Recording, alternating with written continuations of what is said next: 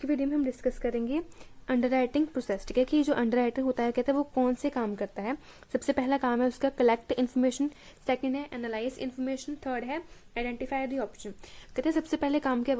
पहला काम वो क्या करता है कि उसने कहते हैं अपने कस्टमर से इन्फॉर्मेशन कलेक्ट करनी होती है। ठीक है, ताकि वो जो है आगे कहते हैं अपनी जो है प्रोसीडिंग उसको स्टार्ट कर सके। सबसे पहला काम यही होता है उसका कि इन्फॉर्मेशन कलेक्ट करनी है अपने कस्टमर से। ठीक है, और ये जो कस्टमर है जो कलेक्ट करता है वो कि ये जो इन्फॉर्मेशन है जो कस्टमर से कलेक्ट करता है ये डिफरेंट हो सकती हैं ड्यू टू डिफरेंट पॉलिसीज।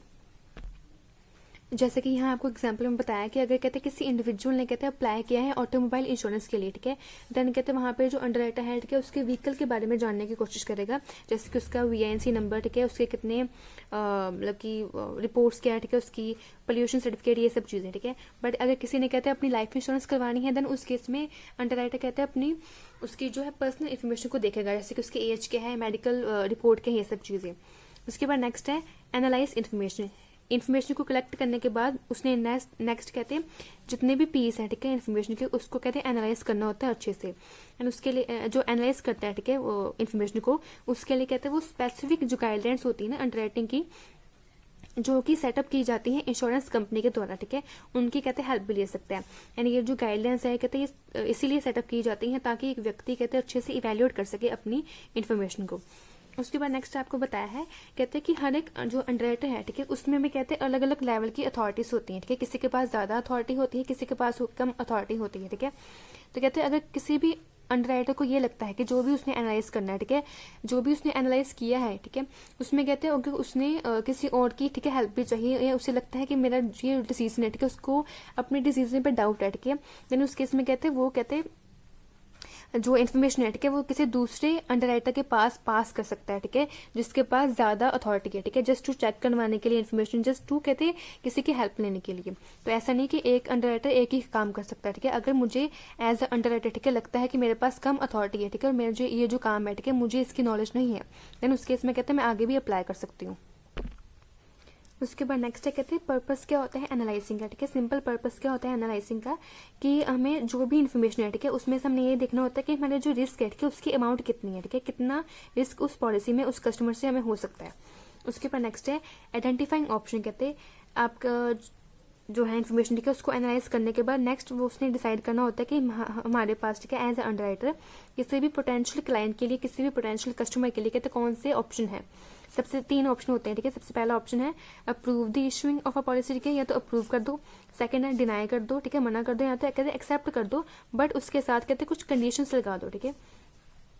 सबसे पहले कहते हैं इफ दी अंडरराइटर अप्रूव, कहते हैं अगर उसने अप्रूव कर दिया है एप्लीकेशन को देन उस केस में कहते हैं वो जो एप्लीकेशन है ठीक है वो फॉरवर्ड करेगा एप्लीकेबल पॉलिसी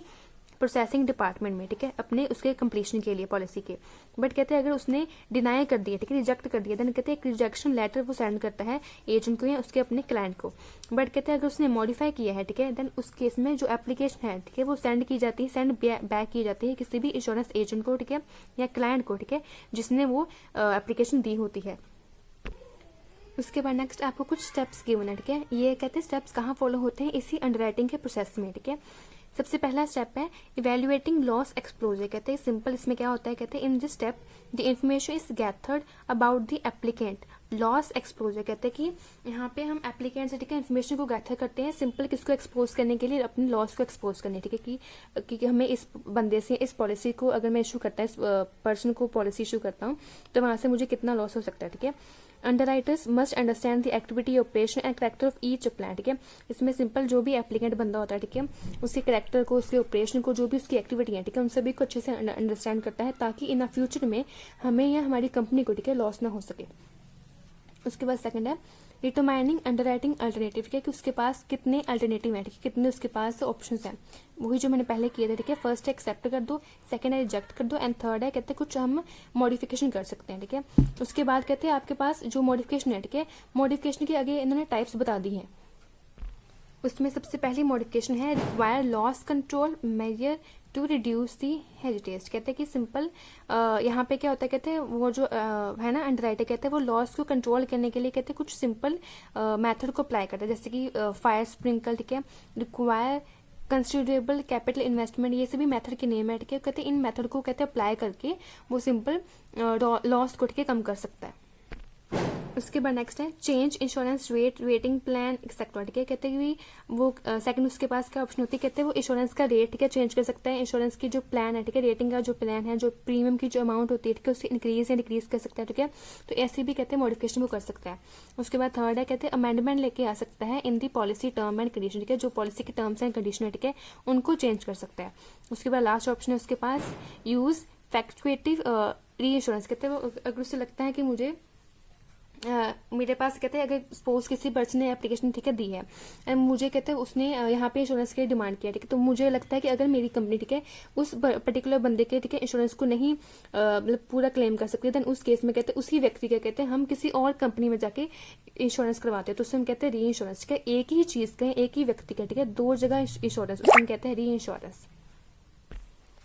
उसके बाद नेक्स्ट है कहते हैं अगर मुझे पता लग जाता है कि मेरे पास ये वाले ऑप्शन है, ठीक है, देन उसका नेक्स्ट काम क्या होता है कि इन वाले ऑप्शंस में से, ठीक है, उसने कौन सा ऑप्शन सिलेक्ट करना है, ठीक है, किसी पर्टिकुलर कस्टमर के लिए, ठीक है, तो वो उसका मेन काम होता है। सिलेक्टिंग एंड अंडरराइटिंग अल्टरनेटिव, ठीक है, उसके पास जितने भी अल्टरनेटिव है, जितने भी ऑप्शन है, ठीक है, उनमें से कहते हैं वो कौन सा ऑप्शन सेलेक्ट करता है, ठीक है, जो बेस्ट है हमारे पॉलिसी के लिए भी, क्लाइंट के लिए भी और इंश्योरेंस कंपनी के लिए भी, ठीक है। उसके बाद नेक्स्ट उसका काम क्या है, डिटरमाइनिंग दी एप्रोप्रिएट प्रीमियम, ठीक है, पॉलिसी एक बार डिसाइड होगी, ठीक है, उस पॉलिसी के टर्म्स एंड कंडीशन डिसाइड हो गई, उसके बाद कहते हैं उसने क्या डिसाइड करना होता है कि उस पॉलिसी के अकॉर्डिंग, ठीक है, उस रिस्क के अकॉर्डिंग मैं कितना प्रीमियम चार्ज करूँ अपने कस्टमर से, ठीक है,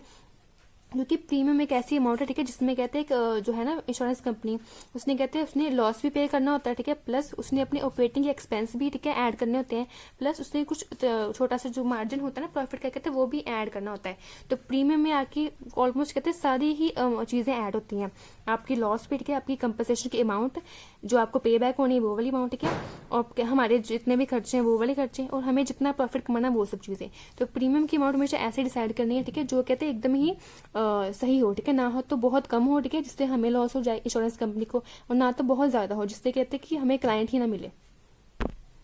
उसके बाद नेक्स्ट है इम्प्लीमेंटिंग दी अंडरराइटिंग डिसीजन, कहते हैं कि आफ्टर जितने भी प्रोसेस है, ठीक है, इन सभी को करने के बाद जितना भी जो अंडरराइटर है, ठीक है, उसका क्या डिसीजन है फाइनल, वो कहते हैं इंप्लीमेंट करना होता है, वो बताना होता है अपने क्लाइंट को, ठीक है। तो कहते हैं सबसे पहले उसने कनेक्ट करना होता है, ठीक है, अपने प्रोड्यूसर जिसे हम कहते हैं क्लाइंट, ठीक है, उससे बताना होता है कि अगर उसने, ठीक है, पॉलिसी को एक्सेप्ट किया, ठीक है, देन तो वो तो ठीक है, अगर कहते उसने एक्सेप्ट किया है बट विद द मॉडिफिकेशन, ठीक है, एक्सेप्ट किया है, देन उस केस में कहते बताना होगा कि क्या रीजन है, ठीक है, इस मॉडिफिकेशन के पीछे, ठीक है, इससे हमें क्या बेनिफिट होगा, एज अ कस्टमर मुझे क्या बेनिफिट होगा। उसके बाद नेक्स्ट क्या कहते हैं अगर उसने रिजेक्ट कर दी है कोई पॉलिसी, देन अगेन उससे लॉजिकल एंड क्लियर रीजन बताना होगा अपने क्लाइंट को।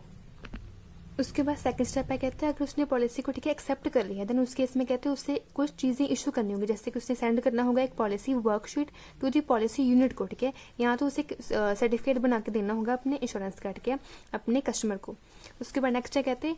ये सभी चीजें इशू करने के बाद, ठीक है, डॉक्यूमेंट इशू करने के बाद उसे कहते हैं जो इतना भी जो रिकॉर्ड है, ठीक है, पॉलिसी का रिकॉर्ड है, एप्लीकेंट जो कस्टमर है, ठीक है, उसका रिकॉर्ड है, वो सभी चीजों का रिकॉर्ड कहते हैं अकाउंटिंग पर्पज से, मॉनिटरिंग पर्पज से, ठीक है, इन सभी अलग अलग पर्पज से अलग अलग जगह में, ठीक है, रिकॉर्ड करना होगा, ताकि आगे जाके हमें फ्यूचर में अगर कोई हमें देखना होगा, ठीक है, तो हम जाके देख सकते हैं अपने रिकॉर्ड को। उसके बाद लास्ट स्टेप है आपका मॉनिटरिंग दी लॉस एक्सपोजर, कहते हैं सिंपल पॉलिसी देने के बाद, ठीक है, इशू करने के बाद उसका यही तक काम खत्म नहीं हो जाता, उसके बाद पॉलिसी इशू करने के बाद उसे मॉनिटर करना होगा, ठीक है, the underwriter must monitor activity on the individual policy, ठीक है, किसी भी इंडिविजुअल की जो पॉलिसी है, ठीक है, किसी भी इंडिविजुअल का जो भी एक्टिविटी है, ठीक है, उनको वेरीफाई करना होगा कि हाँ भी अगर उसने पॉलिसी ली है, ठीक है, तो उस पॉलिसी के अकॉर्डिंग उससे अगर उसके 5 प्रीमियम बनते हैं देने वाले, ठीक है, तो उसमें उसने कितना पे किया, ठीक है, 500 के 500 पे किए कि नहीं किए, सो दैट कि आगे आने वाले फ्यूचर्स लॉस से वो बच सके।